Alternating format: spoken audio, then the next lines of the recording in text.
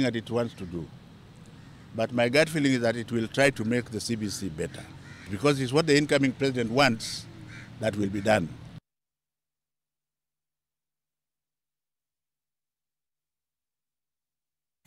Okay, before we get into the dailies, let's take a look at the news diary. That is the stories we are following up for you today. And as I mentioned at the very start, we will be taking a look at the farewell ceremony and actually bringing those pictures to you live as the Kenya Defense Forces bids farewell to their current commander-in-chief, President Uhuru Kenyatta, ahead of Tuesday's inauguration of President-elect William Ruto, who has thus far served as deputy president beginning in 2013. And actually on that note, as I mentioned, we'll be looking at their performance as far as their manifesto promises. Remember the red ties, white shirts, folded up sleeves. Have they delivered on their manifestos to the youth? Now, orientation for those new, or rather those who took their oaths of office yesterday. The parliamentarians will be going through orientation. The Education Cabinet Secretary, we saw him there at the coast inspecting classrooms for junior high, and he continues with that inspection. I believe that will be in Kibra. Yes, it is. All right, so that's it for the news diary, but plenty more stories we're following up on.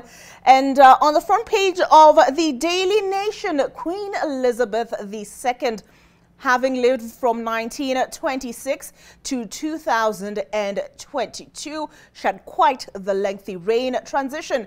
Britain's Queen Elizabeth II, who rose to the throne while on a tour in Kenya after the death of her father, King George VI on February 6, 1952, died at the Balmoral Castle in Scotland yesterday. She was 96 years of age, leading the monarchy for 70 years and 214 days from the final years of the British Empire into the age of social media. She became one of the world's most recognized and respected figures, and her death not only brings an end to the longest reign in the history of the United Kingdom, but also pulls down the curtains on one of the longest reigns by any head of state in the world. The Daily Nation has compiled a special report. I can see that it is on pages 2 and 3 there. And here she is, Queen Elizabeth. I'm curious what my panelists this morning, I did mention that I have young people in studio with me. I'm curious what they made of Queen Elizabeth's reign, and I'm joined now by several people, including Irene Miner, a community champion, hashtag Ja Revolution. Irene, what do you know of Queen Elizabeth? Do you want my honest opinion? Go right ahead, always. I am actually glad that she's dead. Why would you say that? Because I actually call her the matriarch of oppression and colonization. Our colonization details back to Britain, right? And she has been there at the top of us suffering as Kenya. Maybe she has done some good, but I totally don't think so. So can I not have an opinion about it? Perhaps your issue is with colonization in general. Yes, okay. And her being the face of it, and her being in power for that long is actually... Before she even died, I had a conversation with one of my Kenyan friends based in UK. And I asked him why they weren't doing anything about her being so old and in power. And they say that it's not a presidency, it's a monarch thing. And I still don't get it. But it was under her reign that actually colonization came to an end. She didn't initiate it. She wasn't at the helm at the time. Wasn't she though? No, she wasn't. And it was actually during her reign that it came to an end. Let's see. After the death of her father, King George, this was February of 1952. Kenya secured independence in 1963, essentially. So it was during her reign that it came to an end. I believe many black people actually disagree, because I've actually gone through the comment section of every post of Queen Elizabeth's death, and actually people are celebrating. All right, Mike, Mike Sagana, part of the UDA presidential team. Happy to have you with us this morning. Given the color you're wearing is not too far from what Irene is wearing. The colors are almost karibu. Condolences, perhaps, for the family. We wish to extend our heartfelt condolences to the family of the Queen. But allow me to reiterate what Irene just said.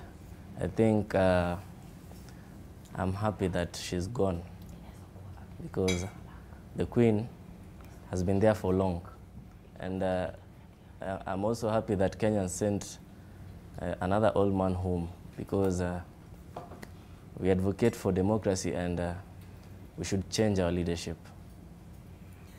Okay, but I've just Googled, and I'm seeing here that the scramble for Africa, also called the partition of Africa or conquest of Africa, was the invasion, annexation, division, and colonization of most of Africa by 7 Western European powers during a short period known as New Imperialism between 1881 and 1914. She wasn't in power, people.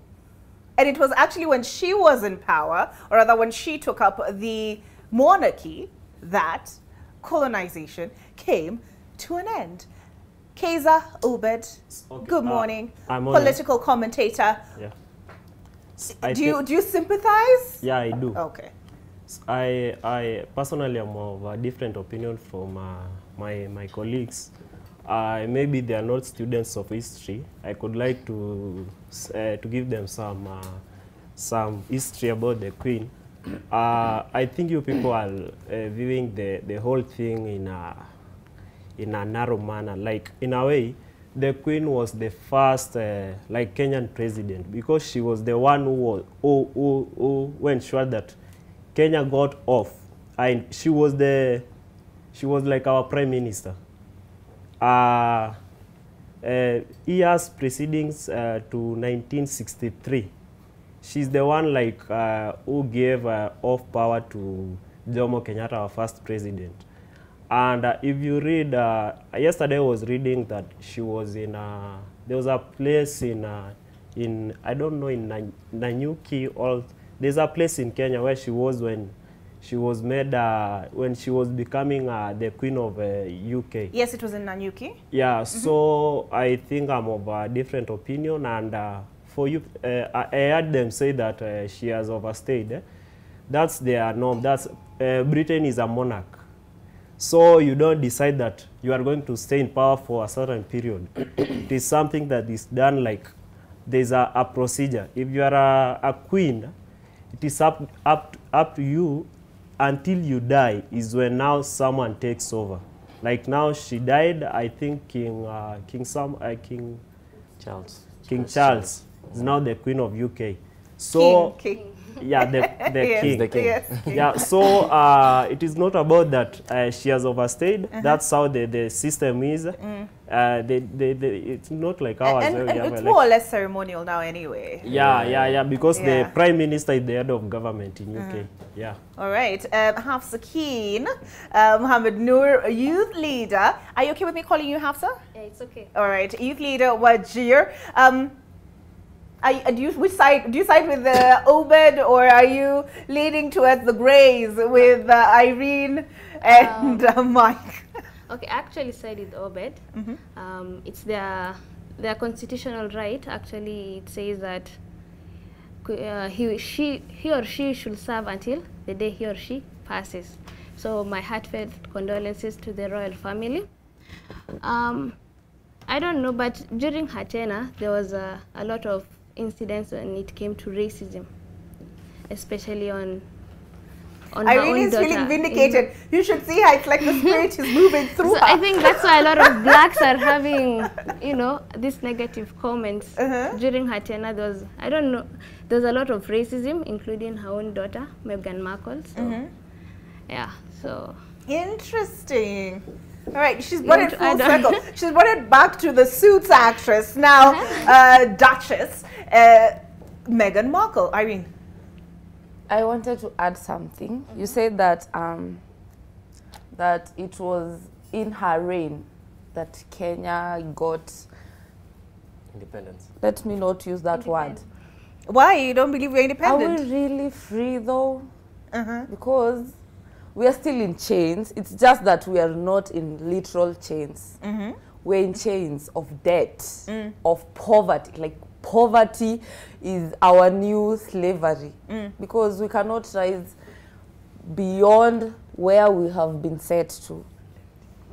Britain actually trains our military, right? And pays our military. Please Google that. Please Google that. I'll grab my phone. Nimeona uso yako ikidisagree. And mimi as a black person, as a Kenyan woman, I am so glad and I am so happy. Really, Irene? It comes from very deep. Deep within. Like I'm not even faking it. Like I am so excited. But as far as I don't think they train our military per se. I know they assist our military with equipment, and also they exchange. They train in Kenya, yes, but I assume it's an exchange of best practice. You know, they're learning. They might be learning some things from us as well.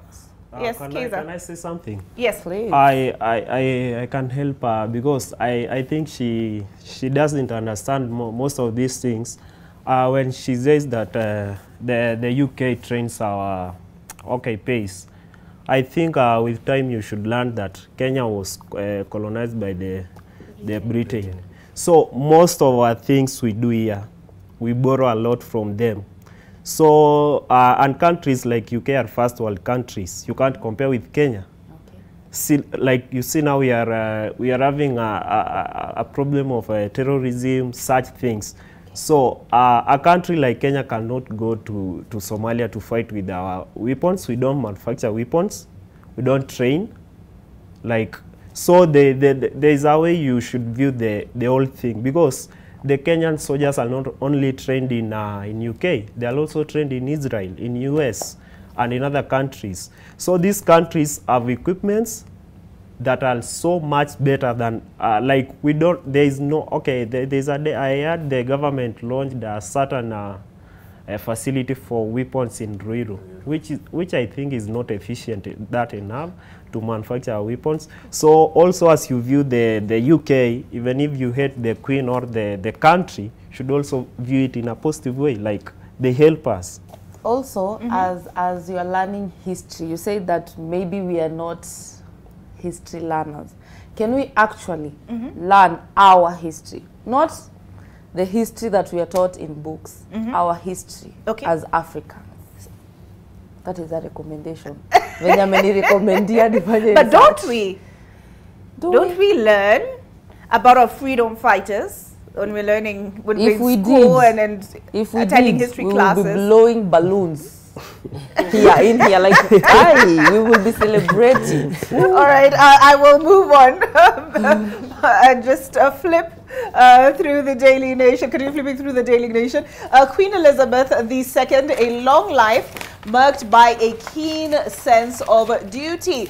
UK's longest serving monarch dies at 96. Queen Elizabeth helps the royal family navigate through times when many, both at home and abroad, felt the monarchy had lost its relevance. Beautiful pictures there on page 2 and 3. And back home, now this is on page 4 of the Daily Nation, Dr. Ruto's team, President-elect William Ruto's team, will now be in charge of both houses after Amason Kingi clinched the Senate seat. Kenya Kwanza had fronted Wetangula, that is Moses Wetangula, told us is known as Papa Waroma for the coveted position against Azimio's Kenneth Marende, who declined to go into the second round of voting after they both failed to win in the first round. Wetangula wins National Assembly Speaker position. And there's a quote here, MP TJ Kajwang, I have learned that Mr. Wetangula resigned on September the 9th, 2022. This means that he resigned a day after the election for the speakership of this house. The argument preferred by Aidan Duala is that he was yet to take his oath of office and was therefore not yet a state officer. At a glance, how the vote went, the National Assembly standing orders provide that a person shall not be elected speaker unless supported in a ballot by votes of 2/3 in the 349 members of the House. If no candidate gathers 2/3, the candidate who received the highest number of votes in the ballot and the candidate or candidates who in the ballot received the next highest number of votes shall then go into a runoff. That was not necessary, as it turned out. Yesterday, Amason Kingi secured 2/3 in the Senate National Assembly. Kenneth Marende bowed out after the first round, and perhaps sensing defeat. Moses Wetangula having Irene, you're laughing. Moses Wetangula having secured the lead. Now that you're laughing, Irene, I'll put you on the spot. Did you follow these proceedings yesterday, and what did you make of them? I actually did not. I wasn't at home. Actually, when that was happening, I was on my way back home. So, nilikuwa naona hizo bits. And I actually saw Wetangula being sworn in. So, I do not think that I have an opinion about it. Because I did not follow it. Okay. But were you keen on who will assume speakership? I mean, the Speaker of the National Assembly ends up being the third most powerful man in the country.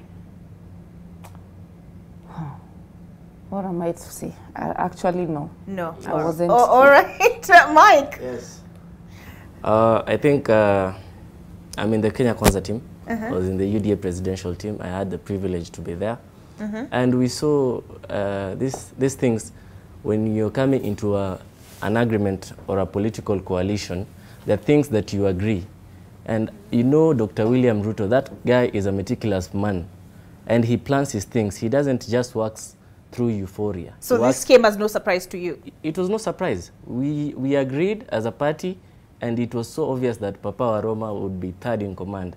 And Kingi, as we wait for him, Kingi is the fourth in command as we wait for Musalia Mudavadi to be in charge of the cabinet. All right. Yeah, we are very happy. He told us he's the prime cabinet secretary and not chief cabinet secretary. Yeah, okay. All right, Obed, what did you make of these proceedings yesterday? Okay, as a political commentator, I always do follow politics dearly. So yesterday I was doing a follow-up.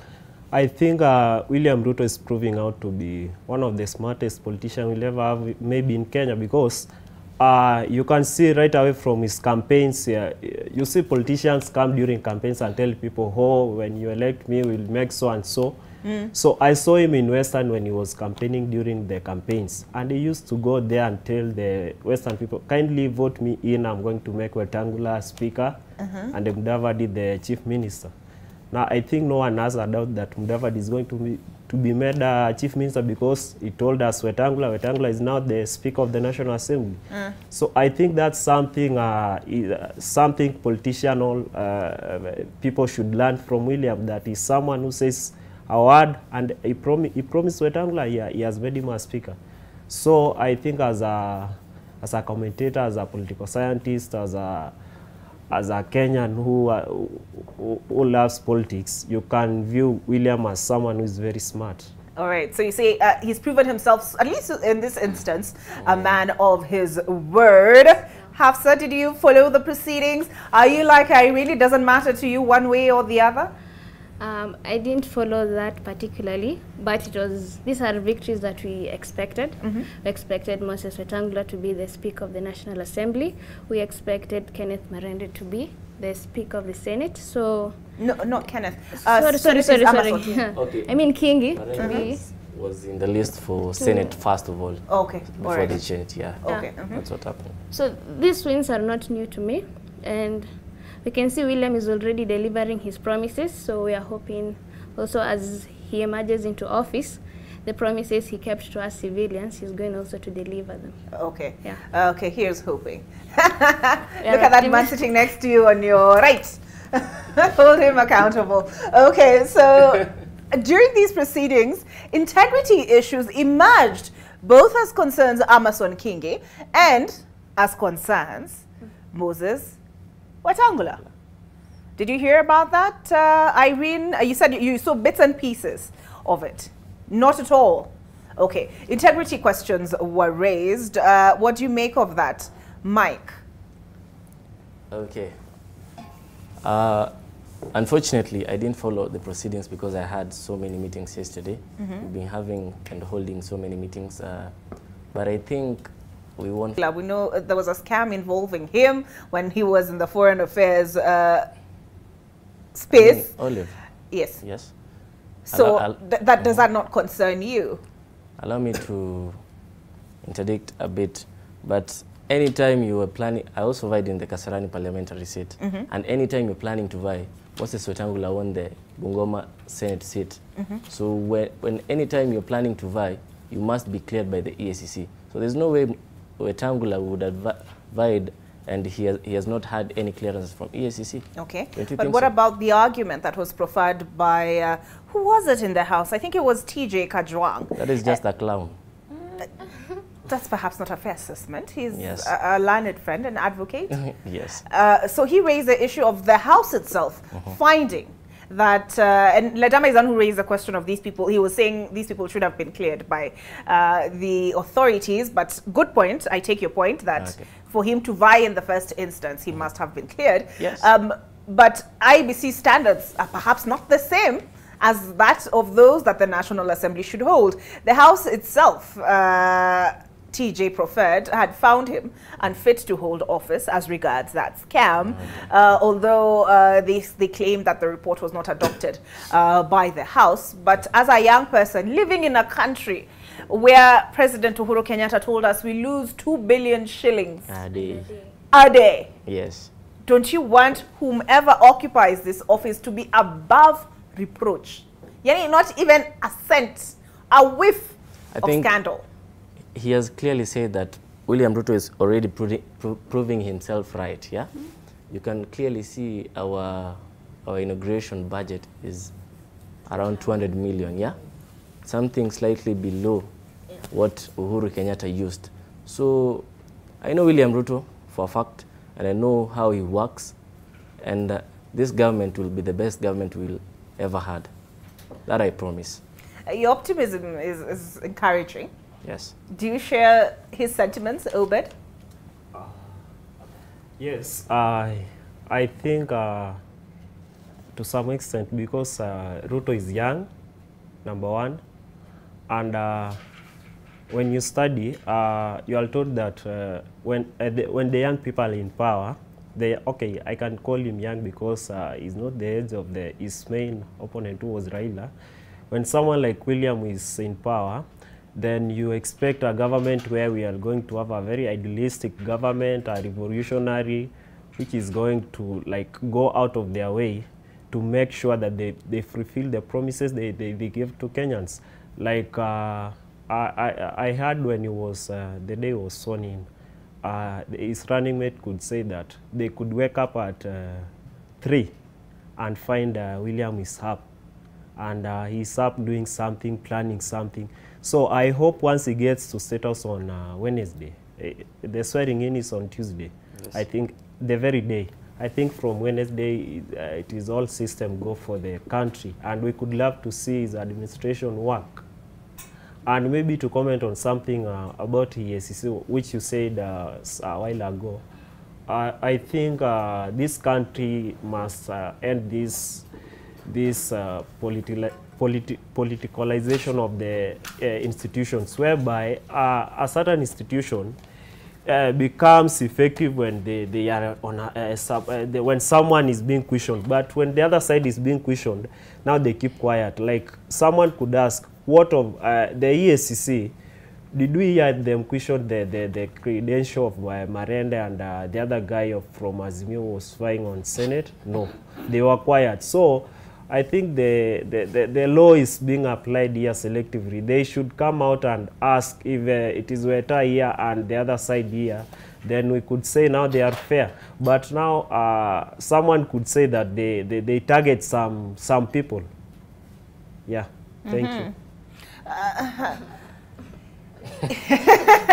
Irene, it seems that these two, the two gentlemen who are sitting next to each other reading from the same script, but integrity questions were leveled against those preferred by Kenya Kwanza in Parliament yesterday. I'm just bringing you up to speed. And for instance, Moses Wetangula was put on the spot over the his adverse mention in at least 2 scams. There was the gold saga, and he has not been convicted or jailed, but he was adversely mentioned in a gold saga, Ministry of Foreign Affairs scandal as well. Does that concern you? These two gentlemen. While they were talking, I developed an opinion. I did not have one. First, to put Ruto and revolution in one sentence is very wrong. That is my one point. Then, integrity. I do not think our parliament, let alone the speakers or anything, the MPs, the MCA have integrity. Like Babu Owino was accused of murder. The latest one, the one who shot that one, Baraza, he still vied and won. Many people in our parliament have one scandal or the other, either theft, either murder, corruption. So if what the EACC is saying is true, then the whole parliament needs a review. Like, we need to actually dismantle that whole thing and actually begin from scratch, because our parliament is now looking like a courtroom where everyone has a pending case. So, Hafsa, I know Mike wants to chime in, but Hafsa. Actually, to add on Irene, you know, a lot of our politicians have a lot of cases in court. So do they have goodwill when now they have secured those seats? Will they deliver for us, or they'll have to meet their interest first? And also keep in mind on what my friend here said, William Ruto is going to deliver. He's promising us he's going to deliver. But we also need to know that Ruto was also in the Uhuru Ruto government in the last 10 years. They've had an unkempt promises. They've promised us a lot of things. Not all of them they delivered. So how can you assure me that in this coming 5 years that they're going to deliver? Mike, is it convenient amnesia that you forgot that William Ruto was a part of the Jubilee administration? Allow me first to comment on Irene's comment. I want to tell her that everyone, the law is very clear, and that everyone is innocent until proven guilty. That's correct? Perhaps that standard needs to change. Babu Owino shot someone on camera. No, Perhaps Evidence, actually. it's not cast in He was not caught stone. on camera. Those were just photos. Anyway, Oh my God. he's not yet proven guilty, so we cannot. That's not. It's a case that is ongoing. So let's not argue on that. Sorry, which one? The Babu Owino one? Not Babu Owino. We have Baraza. So and the other members of parliament who have cases, but until they're proven guilty, we should not discuss anything about it. I think. Sorry? We should not discuss anything About about what? the cases. The cases. No, but the facts that are in the public domain. Okay. There's okay. nothing that she's stated that I would consider sub judice. Okay. Absolutely nothing. And on William Ruto, the president-elect, who is the president of the Republic of Kenya. William Ruto, we had a team that constituted the Kenya Kwanza manifesto. And in our manifesto, we clearly all know that we use the bottom-up economic model. You're saying that William Ruto was among the problems that we had in the Jubilee government. I've not said that he was among the problems. We're just saying that he was part of the administration. Yes. Okay. William Ruto was part of the administration in the first term. That I can tell you for free. In the second term, they brought in the other friends of theirs from the Azimio side. And if you're keen, in the first administration, that is where the foundation was put. And William Ruto was the key person in putting those foundations. And that is why in the first term, we didn't have complaints from Kenyans, many of them. And in the second term, they brought in another team. So our team retreated. And that is why we had so much complaints and so much unnecessary usage of cash and money and resources. Okay. I need to take a break, but I'm curious, if you're listening, if you're watching, do you agree with Mike that there were not so many complaints after the first term of the Jubilee administration? There were many complaints after the first term. Yes, I'm asking after the first term. So were you happy in the first term? Were you happy with the first term of the Jubilee administration? Mike says not many people had complaints. What are your thoughts at NTV Kenya on Twitter? What is your Twitter handle, Irene? Minor Irene. Is it a zero, not an O, a zero? Okay, a zero. Okay, Minor Irene 0. Hafsa? Hafsa Keen Mohammed Noor. Okay, Hafsa Keen, Keen. Yeah. Mohammed Noor. How about you, Mike? My Twitter handle is Sagana Mike. Sagana Mike? Yes. And you, Kaiser Obed? Yeah, that way, the Kaiser Obed. Okay. All right, there you have it. Share your thoughts. Mine at O Burrows. See you on the other side of this break.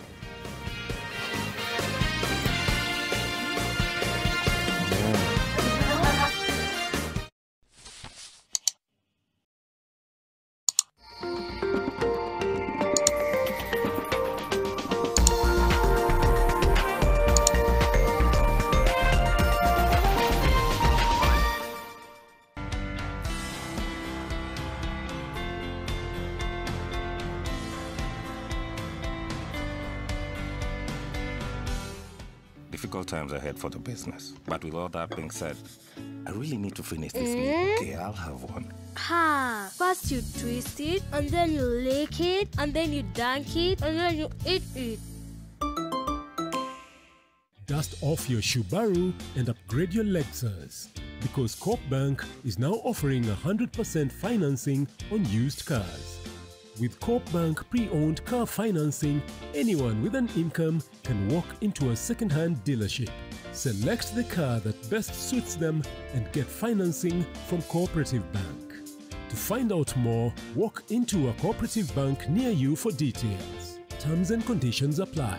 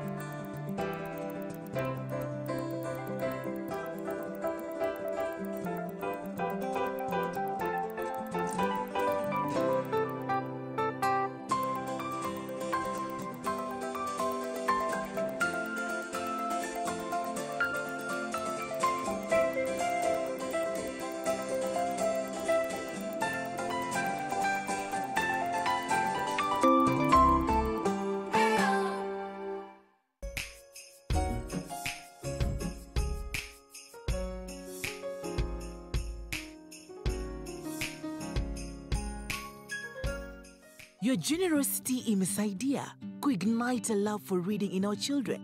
Nunua any Cadbury Story Edition packs, scan QR code, na generously share your homegrown story. Cadbury, there's a glass and a half in everyone.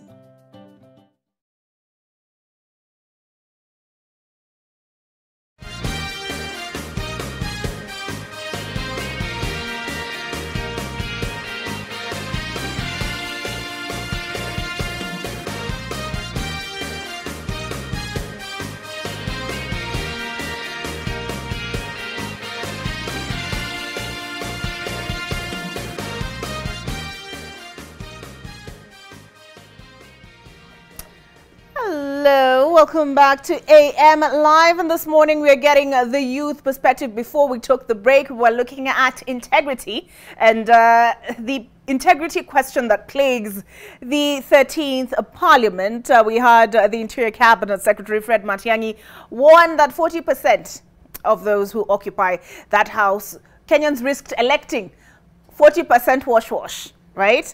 And I think that was raised by Irene, and she talked about some who've been convicted, others who are in a court of law, were addressing the question of integrity questions that were raised by the Azimio camp as concerns the now Speaker of the National Assembly. The questions they raised were in regards to this. Kenya's Wetangula steps aside over embassy allegations. This was 27th of October 2010. Kenya's foreign minister has stepped aside amid a growing scandal involving, this is the BBC by the way, now that we were talking about the Queen, I decided to go British, but Kenya's foreign minister has stepped aside amid a growing scandal involving the alleged misuse of his ministry's funds for several land deals abroad.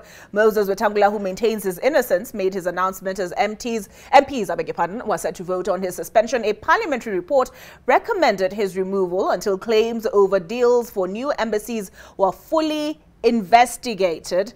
And here it is, a quote from him: "I have made a personal decision to step aside as Minister of Foreign Affairs to give room and pleasure to those who've been haunting and tormenting me, and to give room for the investigations." Now, according to a parliamentary committee report, Kenya lost $14 million. That translates to about 8.8 million pounds doing a land deal in Japan. The foreign ministry is alleged to have refused an offer of land from the Japanese government in central Tokyo for a new embassy, opting instead for a building farther away against the advice of an estate agency. Money was also allegedly lost on embassy deals in Egypt, Nigeria, Pakistan, and Belgium. Right, so this was the gist of the concerns raised by TJ Kajwang. So that is what we're interrogating before the break. So I will move past the events that transpired in the National Assembly and the Senate. But first, this question on that. We saw President Uhuru Kenyatta rally the Azimio side, William Ruto rally your camp, Mike. But despite assurances by persons such as Edwin Sifuna that they will not be bought, a gentleman such as Amason Kingi, who is now the Senate Speaker, secured 2/3 of the vote in the first round.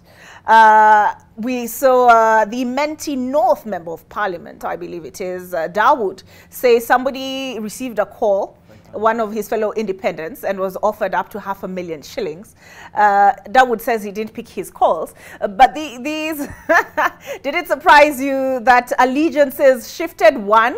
And also, does it surprise you when you hear money was being offered to change sides or to vote in favor of one candidate or the other? Obed? Okay, I could say, as some philosophers said, that the end justifies the means, and the end here is the end of the. At the end of the day, and please note, I'm not alleging that Kenya Kwanza bought anybody. No, I'm not. But did it surprise you that some of those who were thought to be in the Azimio camp voted in favor of Amason Kingi? And then now it's a separate question. The other one, for it appears that money was exchanged. But this is the first time that whatever happened yesterday is happening. You see, for sometimes if you have been following the politics of this country, there was a time there was an impeachment at the Senate. So at some point the senators were saying that they are going to vote against. But when the day came, and you look at the numbers of the senators who vote against an impeachment, those who are for it, then you are surprised while the people were saying that they are going to vote against. So I think it is our culture in our country. And maybe to say on Kingi's win, you see a place like Kingi comes from coast, and all politics is local. Like our politics is local. Let us not lie to one another. So even if I'm in Azimio and I come from coast, and there is proximity to power, like Kingi comes from Kilifi, I come from Mombasa, I'm ODM, then I could rather vote in Kingi because at the end of the day, we come from the same area. Okay. So I think also the whole voting are involved in the local politics. So that's why you could find senators from the coast could come, even if they come from ODM, and vote for someone in, not because they were voting over Azimio or Kenya Kwanza. Okay. Yeah. Mike, now that you're so close to the, what do I call it, center of power. Proximity to power. Yeah, proximity to power. Did you guys have anything to do with Kalonzo Musyoka withdrawing his candidature in the Senate for Speaker? Well, now. Where do I start from? Allow me to say that there's just something about the proximity to power. There's that good feeling, and these members of parliament also want to associate with the government of the day. So this is not the first time. You'll be seeing more of them crossing over to the other side. Maybe in a few weeks' time.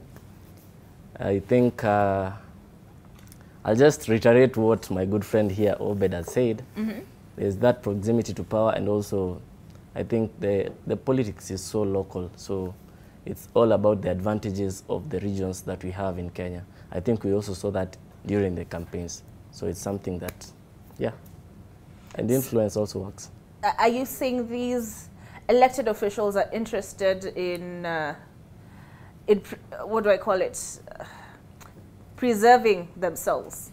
Yeah, some of them are preserving themselves because, I mean, you promised to your constituents that you'll deliver development projects, and you know where development projects come from, the national government. So they'll have to toe in line with what we want. We are the government of the day.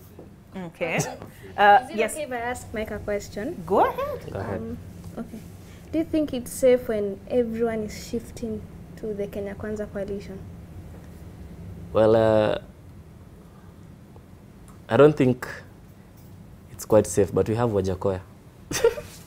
We leave him to be the opposition side. Or maybe if Raila wants to be in the opposition, he's been there. So he lead his troops to maybe criticize the government. Yes. Okay, Hafsa, why do you ask the question of Mike? Okay, you see, let me use an example. During the Kibaki's tenure, there was an opposition government led by Honorable Raila Odinga. So if everyone is shifting in one place, that means that policies which maybe will harm the citizen, it will, you know, they will not be a watchdog, you see, to kupinga this government, you see. So if everyone is shifting to Kenya Kwanza, how will it affect us as citizens of this country? Irene, do you agree with Hafsa?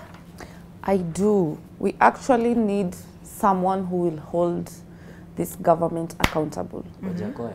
So, Wajakoya atarudi ngambo mahali alitoka. Then this country will be left with what? Kenya Kwanza peke yake. So with everyone shifting to Kenya Kwanza, like Obed said, it is shifting the balance of this country.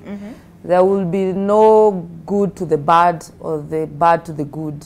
It will be just whatever Kenya Kwanza says, whatever happens, unless the people actually use their constitutional right in Article 1 of our Constitution that the sovereignty of power belongs to the people. If they actually use that power, they will get to question the government. If not, then nobody will actually question this government. And the first question, I was not shocked.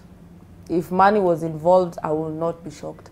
Like, our leaders in this country are so power hungry that they will actually lean to the winning side.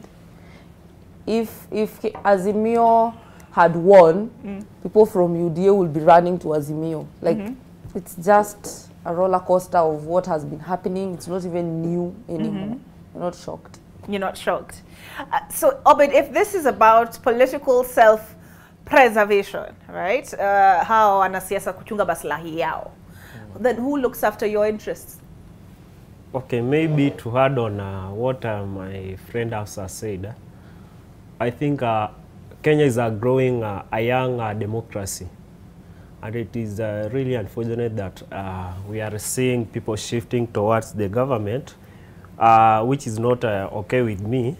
I may support the government of the day, but when it comes to people shifting from the opposition to the government, then surely it means that we are not going to have checks and balances.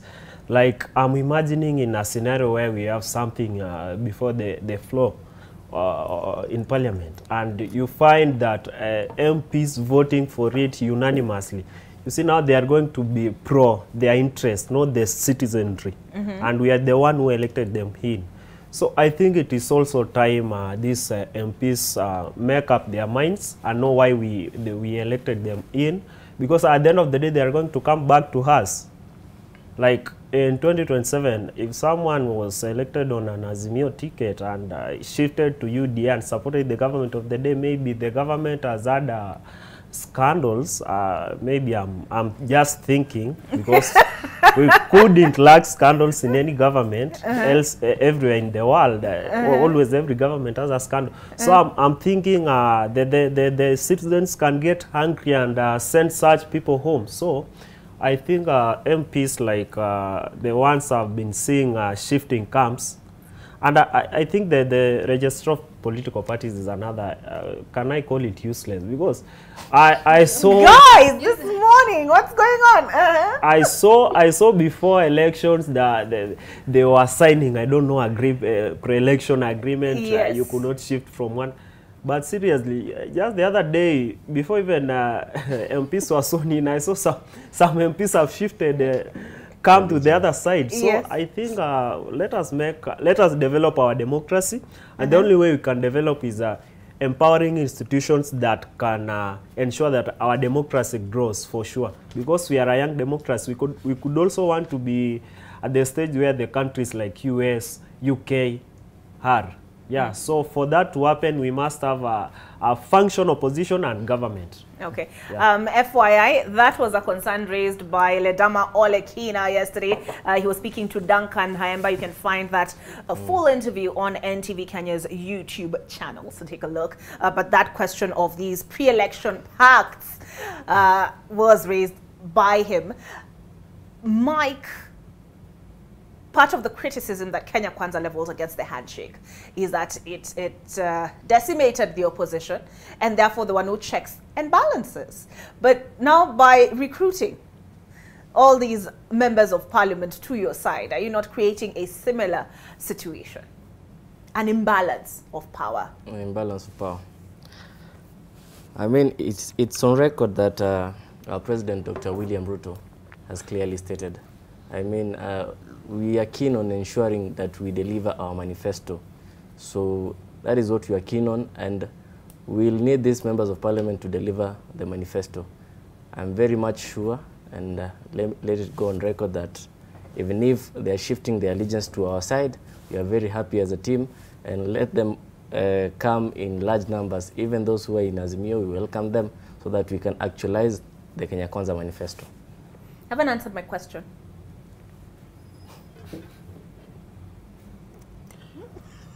Next question. No. Are you declining to answer the question? Next question. Are you declining to answer the... Are you pleading the fifth? Pleading the what? You've conceded the point then? No, next question. Okay. Irene. The last time I was here, I was so angry that Ruto actually victimizes himself to actually look like the Messiah. He says that the handshake ilitoa opposition, yet he's still doing the same thing. What will be so different in his regime that he couldn't have achieved when it was Uhuru Ruto? It is still the same person. I don't understand why he's doing what he condemns. I am so sad. Okay. Do you have a response to Irene? Yes. you have a response? Please. Irene is sad. I am. If she's sad, freedom is here. Okay. Yeah, freedom is here. So Yeah, he's freedom is here. Don't worry. Also, Irene, I think I'll welcome her to Kenya Kwanza maybe next week. Yeah. So, so there's something called the executive power and the executive orders of the president. Allow me to say that you clearly know that the powers and the responsibilities of William Ruto were shifted all the way to Matiang'i. They come from, Obed comes from the same area with Matiang'i, so he knows. So William Ruto was the deputy president. He was not the president, and everything lies with the president because the office of the president is under the presidency. It's a new era. We saw even Mwai Kibaki was a vice president, but when he was president, we saw a lot of changes. Mike, you're being sabotaged by forces of darkness. They are messing with your mic, but we'll come back. We'll come back to your response. But Irene so far doesn't look convinced. But Hafsa, I want you to respond to this question. So these parties, these manifestos, this, like, what are parties about then? If it's so, and these coalitions and alliances, is it people of similar ideology coming together that it's now so easy to switch sides, or do they matter at all? Think about that one. Let's continue through the Daily Nation. And this was Parliament. That was the National Assembly. This is the Senate. How Ruto engineered Kingi win. It emerged that the president-elect's camp reached out to a group from the rival coalition on Wednesday evening. And part of what happened, the drama that characterizes this affairs, as the Azimio senators walked out before voting, but some of their colleagues stayed put. I think, Mike, this is what I had asked you to respond to. President-elect William Ruto outwitted President Uhuru Kenyatta and Azimio leader Raila Odinga in the Senate Speaker race. That saw Wiper leader Kalonzo Musyoka withdraw at the last minute. Kenya Kwanza Alliance-sponsored Amason Kingi secured 46 votes, helped by 10 Azimio senators who defied a walkout by their camp to be elected the third Senate Speaker. It emerged that the president-elect's camp reached out to a group, I'm curious which group this is, from the rival coalition on Wednesday evening after Dr. Ruto had chaired a Kenya Kwanza parliamentary group meeting that nominated Mr. Kingi and Mr. Moses Wetangula as their candidates. A follow-up meeting yesterday morning prior to the vote would prove successful to get the former Kilifi governor sufficient numbers to seal victory in the first round that required two-thirds majority of 67 members, oh, I beg your pardon, let me just take that sentence again. A follow-up meeting yesterday morning prior to the vote would prove successful to get the former Kilifi governor sufficient numbers to seal victory in the first round that required a two-thirds majority of the 67-member Senate. This is politics, and there is nothing wrong with reaching out to our colleagues from the other side. We did it so well, and it worked for us. You go for the strategy that can give you a win against your competitor, said a Kenya Kwanza senator who acknowledged the secret overtures on Wednesday evening through to yesterday morning. Okay. And I can see an explainer here in the Kenya Kwanza plan, Azimio allied senators from the coast, where Mr. Kingi comes from. Who is it who raised Abed? You talked about, Obed, you talked about all politics being local, did you? Yeah. So in the Kenya Kwanza Alliance, Azimio allied senators from the coast, or in the Kenya Kwanza plan, Azimio allied senators from the coast, where Mr. Kingi comes from, are persuaded that Dr. Ruto's camp had a better deal for them, and there was no need for them to create unnecessary animosity with his administration by putting up a fight for a deputy speaker slot that was not assured. Azimio had fronted Kilifi Senator Stuart Mazzaya ODM for deputy speaker, alongside Musyoka, who was gunning for the Senate seat. So here we have it, the newly elected Senate Speaker Amason Kingi. And this is what is happening today, and this is what informs our conversation this morning. End of an era. We heard the Queen's era has come to an end. President Uhuru Kenyatta's tenure term is soon coming to an end. A military set for Uhuru farewell. What did I miss here? For Uhuru, I think farewell today. Let me just minimize this slightly so that we can read all of it.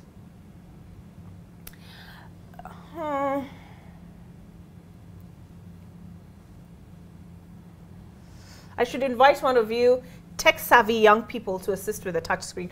Outgoing president to inspect his final guard of honor mounted by soldiers.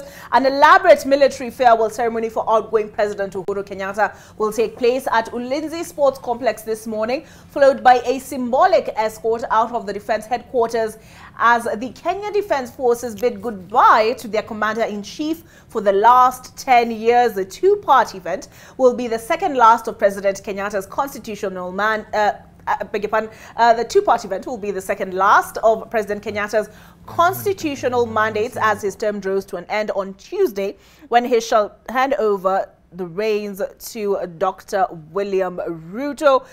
And Leila Mohammed will be hearing from her not too long. She will provide the insight behind the ceremony, the traditions that characterize this event. Irene, is this something that you might watch, you might pay attention to, given all the color that I imagine will characterize it? So, you need to speak up. Will I watch? Yes. Will you follow this? I know you said yesterday that the Senate really did not, I mean, the vote in the National Assembly and Senate really didn't interest you, but would this send-off for President Uhuru Kenyatta be something that you'd find interesting? No. No. Okay. It's not that, maybe, okay, I do not know how to justify that. It's just not your cup of tea? No. Okay, understood, fair enough. Gentlemen, is this perhaps more your type of event, Obed? Okay, for me, I will watch because I fancy the way military do their things. I always enjoy, for sure, even during the national holidays. The only reason why I do watch the holidays is because if you see, if there's something this country someone can be proud of, is our military. They do their things into perfection, and so I could want to see how the ceremony of pulling out of power will be happening. I hope you people will be viewing the whole event on your TV. So so we watch the last. I think this is the last. The last time we will be seeing President Kenyatta in military attire, if he's going to do one today. So I must watch. All right. How about you, Mike? Leila Mohammed talks of things like trooping of the colors. I don't know what it means. I'm not sure if it applies in this situation, but all the same, usually I'm quite impressed. In as much as I want to see the event, I really don't want to see President Uhuru Kenyatta. He is still President Uhuru Kenyatta. Why not? Because I'm not a happy man when I see him. Yeah. Why not? Why not? Yeah. He never delivered. He's not a man of his word. And many other things that we can say about him. All right. So actually, this will segue us into our conversation this morning, which is about the Jubilee administration, which Irene, I'm sure, is keen to remind you in the first time involved William Ruto. But yes, Irene. Yes. I wanted to remind him of what you have reminded him. Oh, okay. That William Samoei Ruto was part of the government that he says didn't deliver. Also, the reason why I will not be watching, it's because there is actually nothing new about it. Maybe if I watch it, it is because of the marching of the army, like Obed said, and the drummings, but not the farewell or something. They talked about something called pulling. Sure. Yeah, pulling out. What is that? Okay. Pulling out of power simply means that there's a military, can I call it vehicle, or so there is the Chief of Defense Forces, Robert Kibochi, the car is tied with a rope, and President Kenyatta uses the car ahead of him is the one Kiboch will be in, and the one Kenyatta will be the behind him. So the one for Kibochi will stand like at the gate of the military whatever, the headquarters in Hurlingham DOD.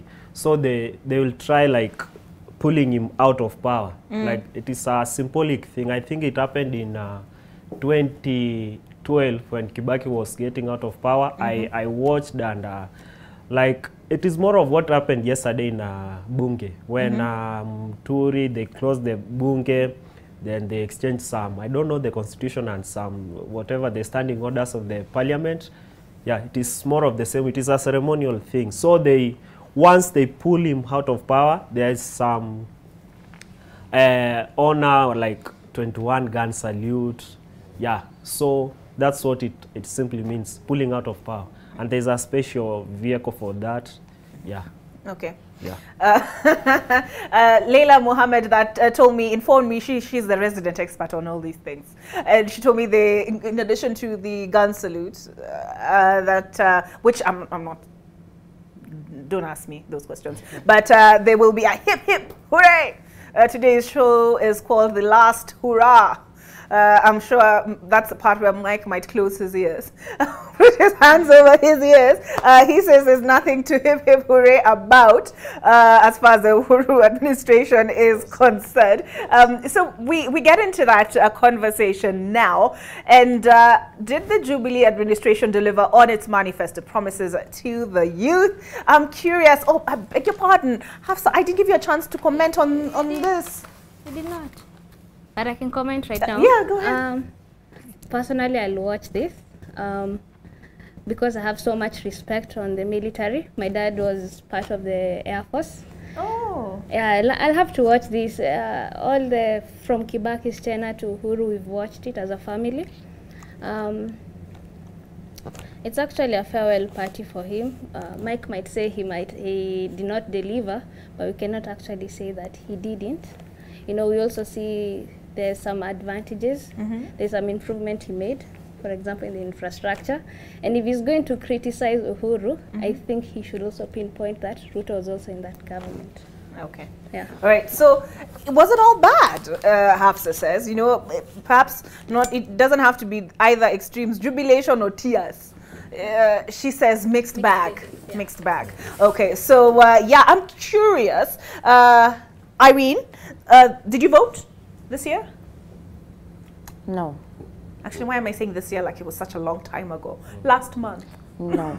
No, you did not? Reasons. When somebody starts reasons, Reasons. Just prepare yourself for a thesis. Yes. When I came here last time, I was wearing a t-shirt that said, "No food, no election." They actually gave Kenyans, 100 bob maize flour during that period of elections. If you could find it. If you could, yeah. I did not. Actually, there was no 100 shillings unga uko mtaani, hakuna. So, to me, coming out to vote would have been a compromise to what I actually believed in. Maybe I went to the streets to say that if there was no food, I will not vote. And up to the day of election, there was no food. Like everything was just skyrocketing. Salad ilikuwa the same, gas ilikuwa the same. Unga mimi, to me it was still the same because I could not find the 100. And if there was that 100 bob, nilienda super once.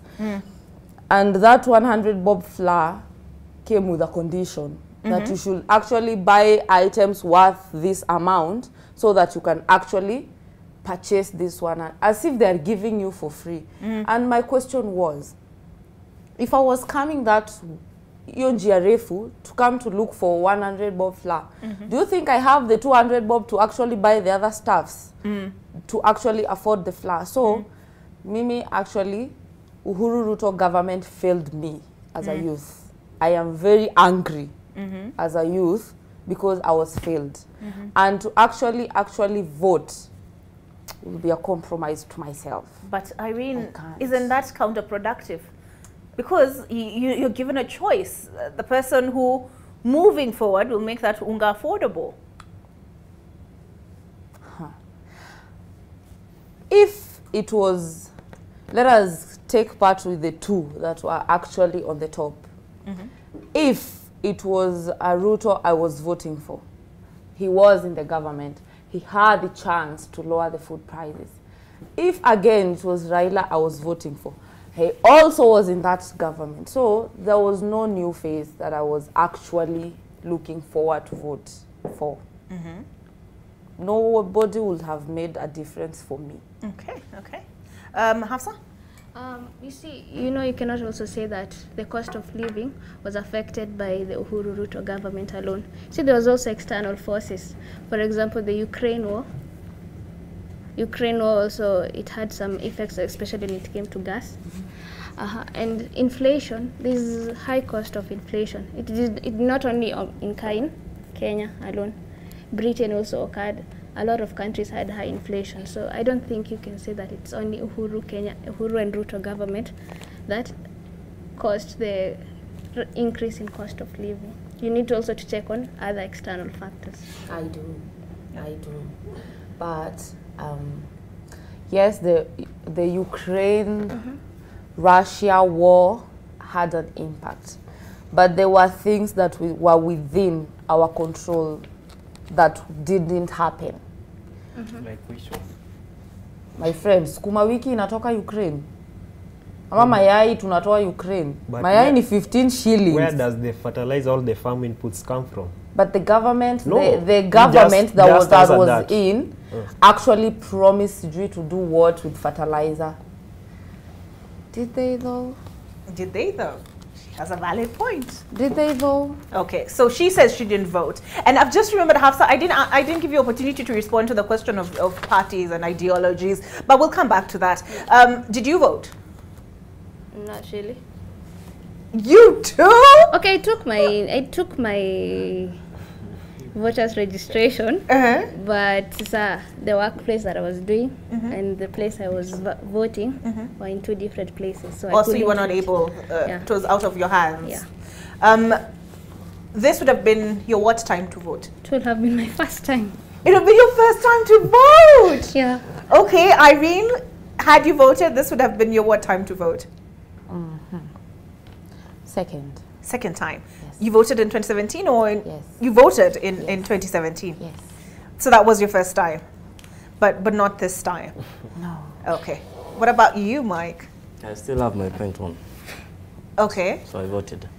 Okay. It's my democratic right to vote, and I'll be voting in the next elections, all of them. Assuming you don't get jaded. Like, Irene is so young already, she's jaded. But this was your what time to vote? My second time. Your second time to vote. Yes. So you voted in 2017? Yes, I did vote. Okay. Yes. How about you, Obed? Of course I did, and I my vote was in upcountry. I traveled to upcountry to vote, and I want to tell Irene one thing. This was your what time to vote? Second. Second time. Okay, okay. Irene, if you don't vote, you have no moral responsibility whatsoever to lecture anyone in this country. Thank you. Because you are the reasons why we have all this, whatever you are complaining.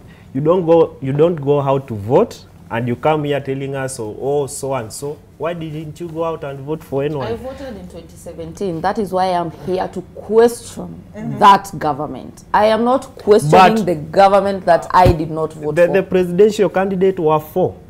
So you had an option of voting in Raila, you had Ruto, you had Mwaure, you had Wajakoya. So I think also as young people, there's one thing, there's a nice observation I made in this election. I think our generation is, can we call it a .com or a social media generation, where people discuss and complain about a lot of things online. Now, when the real day, if you look at the statistics of IEBC, the voters who voted, the turnout and the people voted in, Actually, they are the whole people, the age of my mom and the whole people. This young generation, they were in TikTok and WhatsApp and such and such. But when now the election come to an end, right now they are the one complaining out that there is no jobs, there are such and such. You people have to learn that. There's a philosopher, Plato, said that the reason as to why we have bad governance is because people don't come out to express their will. Remember that the voting is a constitutional right. You have an opportunity to choose whoever, even if you want to vote for anyone. No one is going to punish you. So it is time, I think, we come into reality that we are the reason as to why we have some maybe bad governance. Like now, let me ask you a question.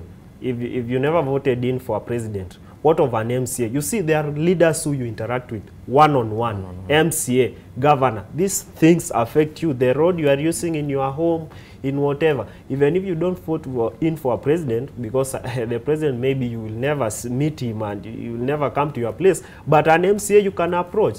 You have issues like bursary and such. So, Irene, next time, please don't just say that because I don't see an option. You could have gone and chose the lesser evil because we had the option. Okay. You see, talking of MC, I really agree with you. But in our area, we were actually forced on an MCA. These stories are zoning actually found us unaware. Move to another like, we want the person that the people had chosen. Yani the most popular candidate in our area was actually zoned out. Like, they said, no, this area is for a specific party. I remember I got very angry. I cried. I was very angry to the point that my tears were actually rolling because I was wondering if this is the person people are feeling so confident in that they were actually prepared to vote him in. And then a party just comes in and said, no, Embakasi North had this and this and this, so this area is supposed to be of this party. So our area was actually party-based, not people-based. Like, we had no choice. Somebody in my ear is asking. But no one forces one to vote in. Like, you go to a ballot. Like, when I went inside the voting place, I was given the paper, so I had my choice to select whoever I want, even if they force for me like this nonsense that has been peddled around that 6 piece. That's nonsense. You don't go to vote for a party, you go vote for an ideology. The person wasn't even on the ballot. He was zoned out, like... Okay, so there was nobody else on that ballot who appealed to you? Mike? I want to tell Irene that an imperfect action is better than a perfect action. I think you'll agree with me that that's true. And as Obed has said, she has no moral authority to question anyone about the government because she did not vote, and I hope in the next interview that we are together, she'll not question our government. Okay, I'm going to bring it, but she did vote in 2017. And she said the reason she didn't vote this time round is because she voted in a government in 2017 and it fell far short of her expectations. Hiya, Basi. What in 2017 compelled you, because my understanding of your statement is that you voted for Uhuru Ruto? Move. Let's move. Okay. All right, we need to take a break. Let me wrangle an answer out of Irene. But I want to hear from them because apart from Hafsa, who would have voted for the first time in this election, the other three voted in 2017. What informed how they voted? And has it lived up to their expectation? Irene says, I am disillusioned. See you on the other side of this break.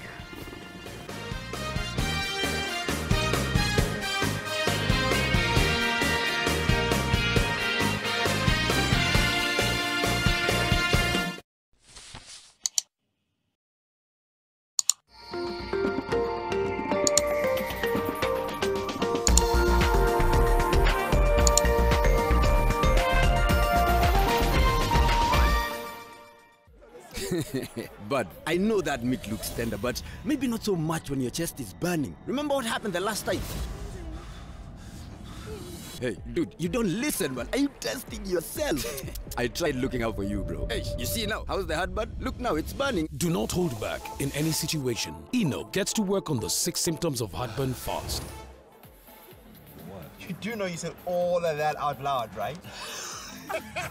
If symptoms persist, seek medical advice. When seconds count, experience makes the difference. The Nairobi Hospital Accident and Emergency Center is situated in close proximity to the laboratory, radiology theaters, labor ward, cardiac catheterization lab, and the critical care units. With a network of labs, you are guaranteed of accurate medical test results. The Nairobi Hospital is a center of renal excellence, providing cutting-edge technology through more than 10 dialysis machines. As a patient, you are certain to get quality medicine at the best possible prices at our fully stocked pharmacies. Unapohisi maumivu, unahitaji kitulizo kinachotegemeka. Jaribu Panadol Advance. Ikitumia teknolojia Panadol Optizorb, tembe hiyo hufyonzwa haraka na kuandaa kitulizo cha haraka dhidi ya maumivu. Jaribu Panadol Advance.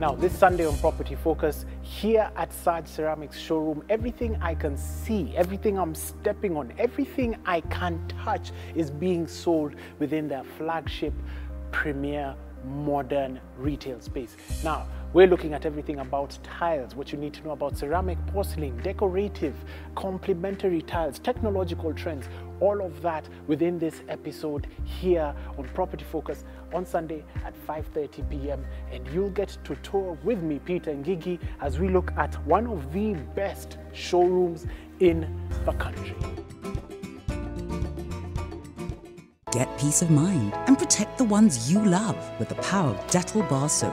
It cleans and protects from up to 100 illness-causing germs. So no matter what type of mum you are, trust Dettol.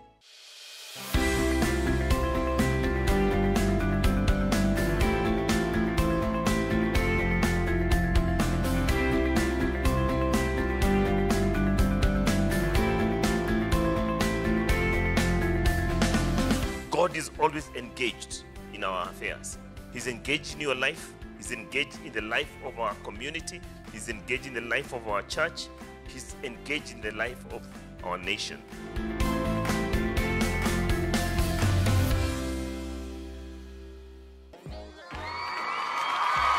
Nation FM is the home of good music.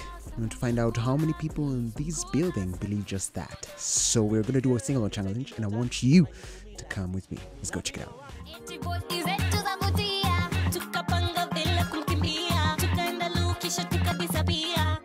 Nina peste yangu tumekuja klabu kazi yetu ni kuchokoza.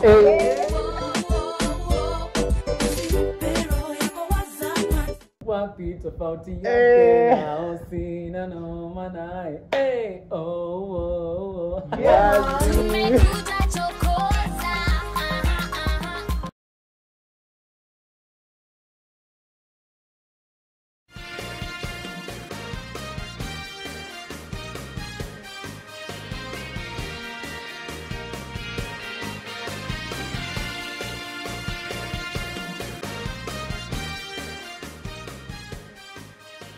Welcome back to AM Live. Well, it's the last hurrah for President Uhuru Kenyatta as the Kenya Defence Forces prepare to bid him farewell. He's been their commander-in-chief for the last 9 years. And we're looking at, as young people, did the Jubilee administration live up to their bill? And I'll ask you now, Mike. When you voted in 2017, what convinced you as a young person to vote in whomever you voted for? What really convinced me? Are you willing to divulge who you voted for? Yes. Who did you vote for? I am, first of all, let me say this. I am a great alumni of the great Maseno School. Okay. And when we were discussing in school at that time, we were going to finish school and go out there to vote. You know, Maseno School is, you know, the area in the region. Yes. So I think I was among the only person who was discussing about Uhuru and how he'll be the president and the Ruto government. So they were really criticizing me, but I voted for Ruto. Ruto. Yes. Okay, so having voted for them, why? As a young person, why vote for them and not Actually, the reason Raila? as to why I voted for Ruto, William Ruto has been my role model. So the reason as to why I gave Uhuru the vote is because of William Ruto. Okay. Yes. Was there, what was contained, I know they promised jobs, but what, and you were in university, is that what appealed to you?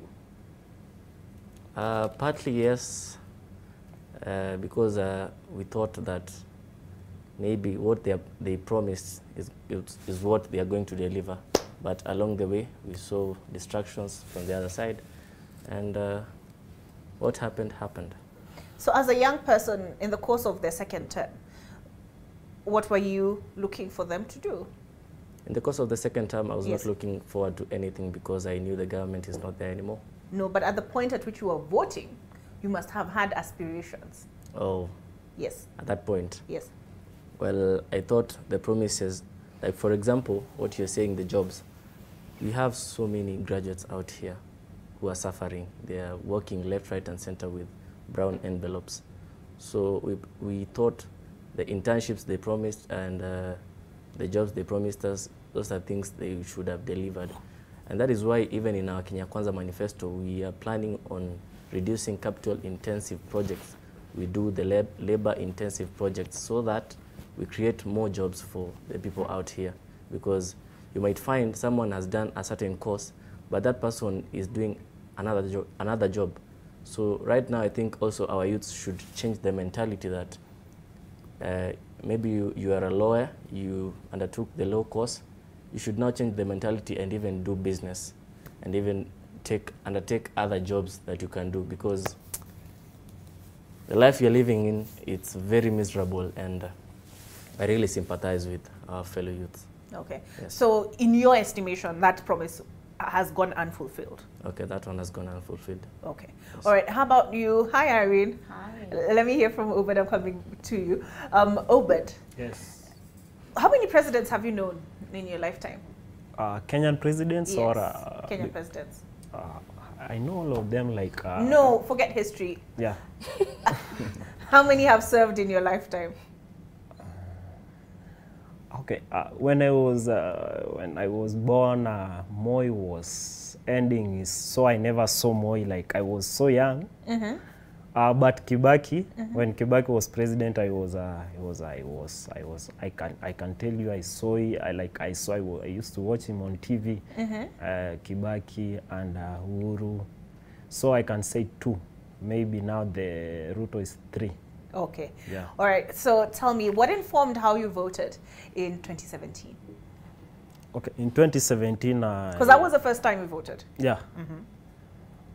Also, I schooled in Nyanza, so mostly since I was a young kid, I used to admire Pentagon so much. Back into 2007, there was Pentagon, the Ruto. We had Balala, Nyaga, Raila, and Mudavadi. That was when politics was like, I was in class 4 when Pentagon was formed, and like I could always sneak in. Back then, my dad never allowed us to watch TV because if you could watch, he could tell you your work is to read. So, but I loved watching politics. So I loved Pentagon since it was formed. So it is basically what informed me in my life. Like I was like, I could love to see one day Raila become president. So in 2017, when I had a chance to vote, I voted in Raila, but like he never won. And that's democracy. We have the winner, we have the loser. But on to whatever the... Interesting. And then this time round, you sound like you're very optimistic about the Ruto government. I disagree. Uh-huh. He's optimistic, but he's He's Azimio. He's my good friend. No, I was. So true. I was in Azimio. But then at some point I came into reality that Azimio was not going to win even though I was in Azimio, because like you could see the way they were doing their things and planning and the whole thing, the way the other side was organized. Like I can tell you for free where I come from. I come from Nyamira. Never ever in my life, like my people where I come from, the Kisi, accepted Ruto. There was a perception in our place like Ruto is a bad person and such and such. But let me tell you, this time round, people voted in Ruto. In fact, my area MCA and MP are from UDA. So then it informs you that the people, when Ruto was declared president, I was at home. At it was around 6. Like you could think we are in Nandi, because people came out to celebrate, and I was like, this guy has really converted people who are pro the other side. So you were converted as well. No, okay. The reason as well, maybe I can say I'm supporting the guy. I think the guy is very smart, and you can give it all to him. You see, he was fighting a government that was set in place. You see, if you have a government machinery and you have everything, and someone is fighting from outside, for sure, let us give credit to him, because he made it. You saw him crying, oh, I've been frustrated, this and that. But now he's the president, like, seriously. Even the people on the other side are surprised. How did this guy infiltrate and emerge out as a winner? Even though they say that there are irregularities and such in our election. I think this is the most credible election we had in history of elections. And when did you come to this realization that the fella is smart? Okay, I think long time from, you can see from the first time in 2013. If you have been listening and you know how to judge, I'm a political scientist. I can tell you the nature of politicians. Like you could hear people say, oh, it is Ruto who made Uhuru president. It is Ruto who used to campaign. I don't know, such and such. I think he's vindicated by him winning, because if it is true, it is Ruto who made president. They used to tell him, can you make yourself president? He told them, yes, wait and see. And we saw he won. So it means that it was the backbone that held the government, the Jubilee government. And if he was, okay, you bring me back to Jubilee. But I see the look Irene gave you when you talked about Ruto being victimized. She takes the position that is dishonest. So I'll bring it back to the manifesto, right, of the Jubilee administration. And you were saying that Ruto was the what? The backbone. The backbone of the Jubilee administration. Yeah. So your view is that things went off track in the second term, and that is why they did not fulfill. Okay, not all. Or in your estimation, they did not fulfill their manifesto promises. Okay, I can say in 2013 when they came in place, we had, there were 4, I think 4. Uhuru, Ruto, Balala and Ngilu. Those were the founders of the whatever Jubilee coalition. And when they won, I remember it was on a Sunday. Was it on a Saturday? I think that it was on a Saturday, Sunday. I can't remember the day, but I remember my mom, I was in Form 2, Form 3. My mom telling me that, you know what, Uhuru has won the government. And I saw, like, I didn't believe, but I said, okay, well and good, let us wait and see. But from the first term, we can see some things, they laid some things, like before 2013, things like ID. You could go, if you are from, where I come from, if you are from Nyamira, you go all the way to Kisii to apply for a simple document. But when they came in place, they introduced things like Huduma centers, where services were brought next to Mwananchi, like someone can walk, go to an Huduma place. And mind you, these Huduma centers are not only for IDs, they could help people in terms of, I don't know, NHIF and such. So to some extent, there are some things they delivered, okay, connectivity of electricity to people. Before 2013, I think in the village we were the only one who had electricity, because a lot of people used to come to our place to charge, to watch and charge the phones, and by then a number of people had smartphones. But when they came into place, connection of electricity, that's something for sure you give credit to the government, like infrastructure. You see, I always say, mgala muwe na haki yake umpe. Uhuru Kenyatta may have failed some places. They may have not delivered in some promises. But when it comes to infrastructure, I think it stands out. You can see, if you walk around here in Nairobi, you can see the expressway go to. There were roads before they came into government. They never existed. Today you can go out here, go to Isiolo, all the way to Mandera, go to Lamu, go, like, if you walk the whole country, they have done some parts, but they failed in places like the youth. When they came, they had a manifesto. It was saying that 6.5 million youth were going to get employment, but which is up to date I've never seen, because I think Kenya is in East Africa, not in East Africa, but I think in the region Kenya should be ahead by far. But now the irony of it is that our youths are no longer employed. Like nowadays, they always tell you you come out of campus and you throw your papers away, you start hustling like someone who never went to school. If you walk here in town, you'll find youth selling mayai, some are even hawkers, and which is so sad. Seriously, a parent sacrifices all he had, all she had, to take a son or daughter to school, and they come out of university to go in the village. And mind you, the people back in the village who never maybe went to school, they get happy that so-and-so son is back at home, because they thought going to university is all that makes someone in life, which is so untrue. Like, we have gone to school, we have skills, let us get employment and take our country forward. But now you see the youths are no longer employed. Depression, you see youth committing suicide, mental health. You see, those problems only rise up because of unemployment, and that's where the government maybe promised us and they never delivered. Okay. Yeah. All right. Perhaps it's a question of relevant skills, which is why their administration put particular focus on TTIs, technical training institutions. Hafsa, you said there's some good things, there are some not so good things. Okay, I think Obed has mentioned a lot of the positivities, for example, the infrastructure. Okay, the education sector, you see, it's through the Uhuru Ruto government that we had 100% transition to the high school. You see, back then, if a student had maybe 100 and something marks, hangefika high school. But during his tenure, he brought that. He also introduced CBC. In my point of view, I actually agree with it.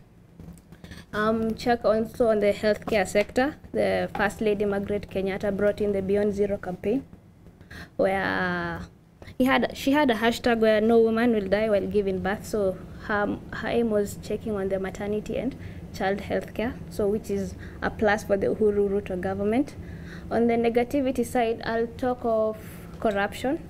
There's a lot of scandals. There's a lot of... You're forgetting BBI. Go ahead. Speaking of BBI, I also think that Uhuru also had a lot of losses in court. I can speak of BBI. He lost there, the 2017 nullification. Can I also add on this one, the upheld victory? Which one else? Okay, and also he has dismissed a lot of court orders. Yes. Sorry, he's dismissed a lot of? Court orders. He has defiled, actually. For example, the Miguna, when Dr. Miguna was supposed to come back to Kenya, they defiled the appointment of the 6 judges. Yeah. Yes. There was also a staff on Moses Kuria. He was supposed to be released, but they still held him hostage. There's a lot of court defilement during the Uhuru Ruto tenure. Okay. Yeah. Second term, a point of correction. Second term, yeah? Still, Ruto was still the deputy president. You cannot say, what was that methali you quoted? Mugala muwe na haki mpe. What do you say to that, Mike? I think as far as Uhuru Kenyatta is concerned, you are saying you don't even want to see Uhuru Kenyatta. I don't see that man. What do you say to that? I want to agree with my brother Obed on the mgala muue na haki yake mpe. That is very true. And as you all know, Dr. William Samoei Ruto was the chair of the intergovernmental body that sits with the governors. Council of Governors. And the Council of Governors. And some of these plans, most of them actually were planned in his office in Karen. That I can tell you for free. And that is why in the first term, we really delivered. And the things that Obed has said, those are the things that were put on foundation in the first term. And when it came to the second term, there was a lot of distraction with things like BBI. Okay, really, what is BBI? What was BBI? So some of these things, I think, we're giving credit to the Jubilee government in the first term, but in the second term, that was not a government. Okay. But Mike, all right. So I need to take a break, but we'll come back and bring this conversation to a conclusion. Stay with us on AM Live. Remember, we're keeping an eye on the Defense Headquarters later in the day. But first, we'll be looking at Ulinzi Sports Complex, where the KDF, Kenya Defense Forces, are set to bid their Commander-in-Chief, President Uhuru Kenyatta, farewell.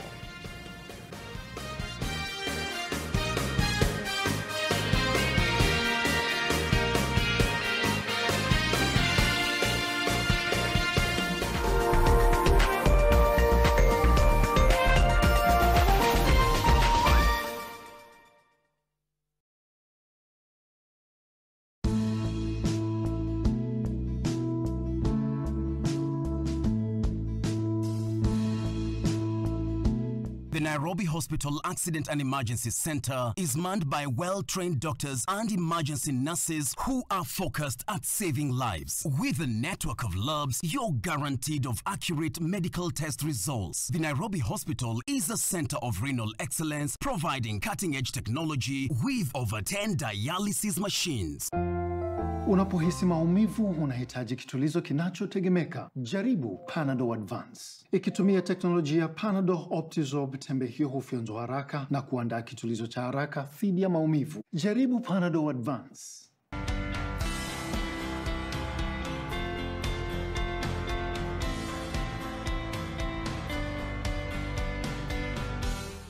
Difficult times ahead for the business. But with all that being said, I really need to finish this meal. Okay, I'll have one. Ha! First you twist it, and then you lick it, and then you dunk it, and then you eat it.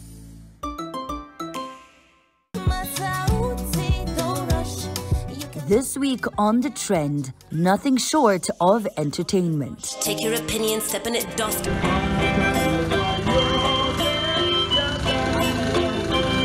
Osoro on social media. We have a lot of people watching. On the decks, the indisputable king of the ones and twos, DJ E.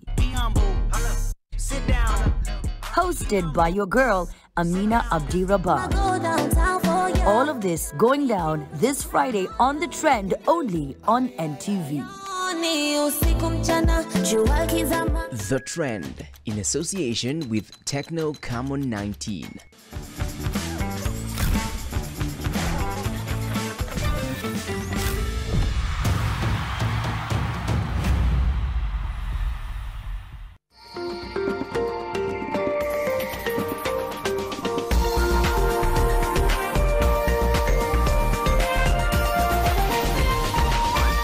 This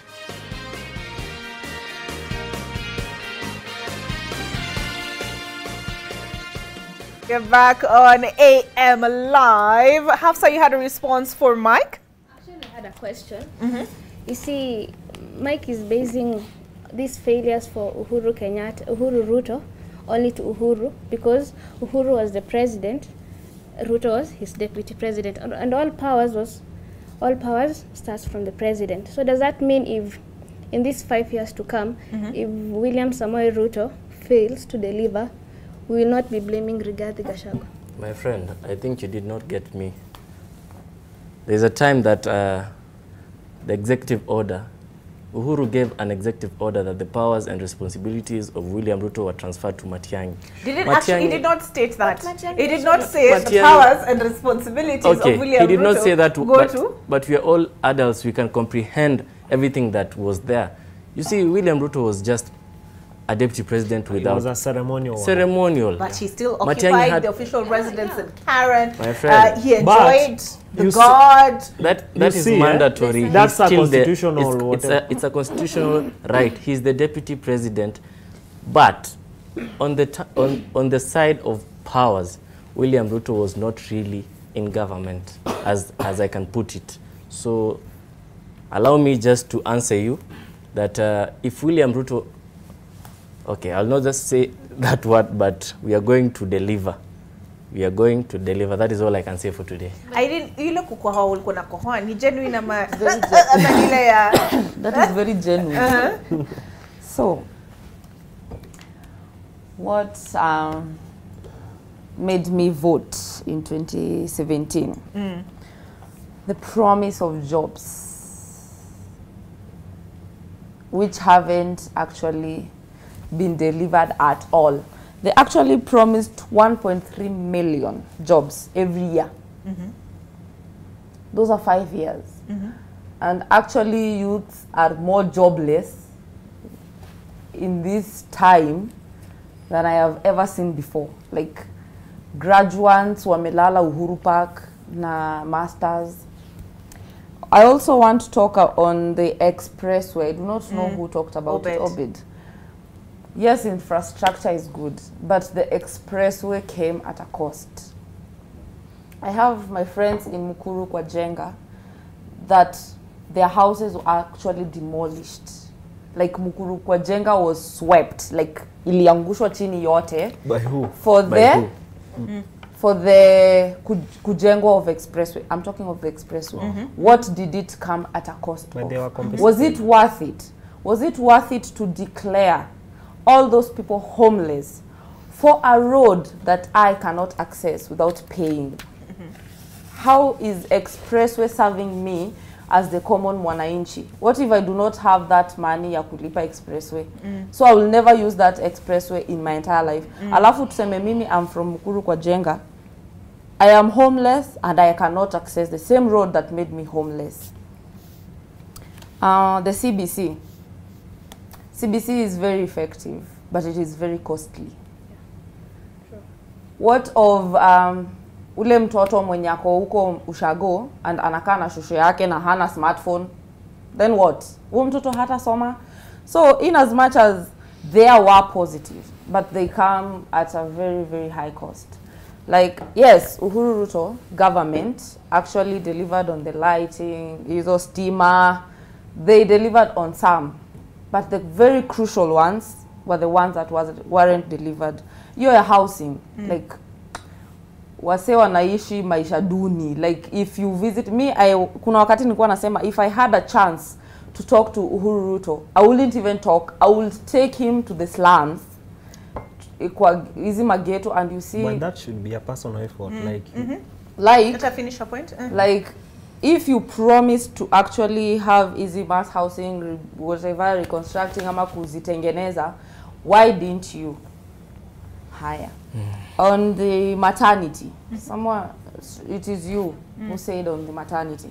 I thought it was Jana that actually a woman died while delivering pale Mama Lucy. Like, yes, kumekuwa na hizo renovations of the hospitals. There was a hospital that Uhuru launched uko kwetu Dandora.